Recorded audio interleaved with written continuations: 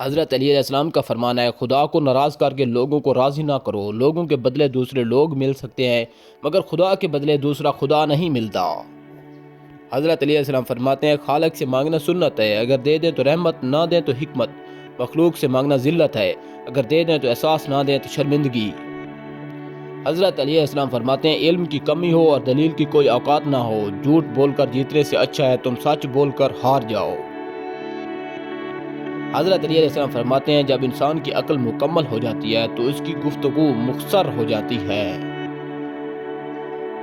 مولا علی علیہ السلام کا فرمان ہے، دنیا تمہیں اس وقت تک نہیں ہرا سکتی جب تک تم خود سے نہ ہار جاؤ۔ حضرت علی علیہ السلام کا فرمان ہے، اتنے خوش نہ بنو کہ توڑ دیے جاؤ اور اتنے نرم نہ بنو کہ نچوڑ دیے جاؤ۔ حضرت علی علیہ السلام فرماتے ہیں، دل کو قابو میں رکھنا اور اختیارات ہونے کے باوجود ناجائز خواہشات پر عمل نہ کرنا، یہی اصل مردانگی ہے۔ مولا علیہ السلام فرماتے ہیں کہ دوست کے ساتھ اس نمک کی طرح رہو جو کھانے میں دکھائی نہیں دیتا لیکن اگر نہ ہو تو اس کی کمی بہت محسوس ہوتی ہے۔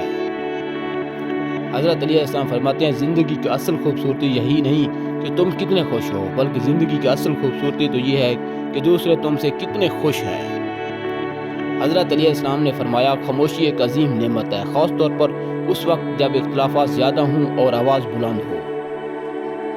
حضرت علی علیہ السلام فرماتے ہیں، گمراہی اور سرکشی کے ساتھ فتح نہیں ہوتی۔ حضرت علی علیہ السلام فرماتے ہیں، یہ زندگی 2 دن کی ہے، ایک دن تمہارے حق میں اور دوسرے دن تمہارے مخالف۔ جس دن تمہارے حق میں ہو اس دن غرور مت کرنا اور جس دن تمہارے مخالف ہو اس دن صبر کرنا۔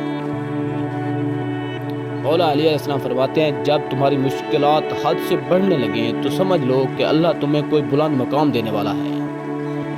حضرت علی علیہ السلام فرماتے ہیں، جس دن زمین پر بارش نہ ہو وہاں کی فصلیں برباد ہو جاتی ہیں اور جس گھر میں دین نہ ہو وہاں کی نسلیں برباد ہو جاتی ہیں۔ حضرت علی علیہ السلام فرماتے ہیں، جو شخص آپ کی قدر نہیں کرتا اس سے چپ چاپ دور رہنا ہی بہتر ہے۔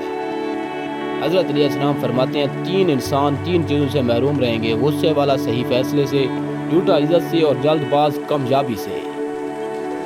حضرت علی علیہ السلام فرماتے ہیں، یہ دنیا بھی کتنی عجیب ہے، ایماندار کو بے وقوف، بے ایمان کو عقل مند اور بے حیا کو خوبصورت کہتی ہے۔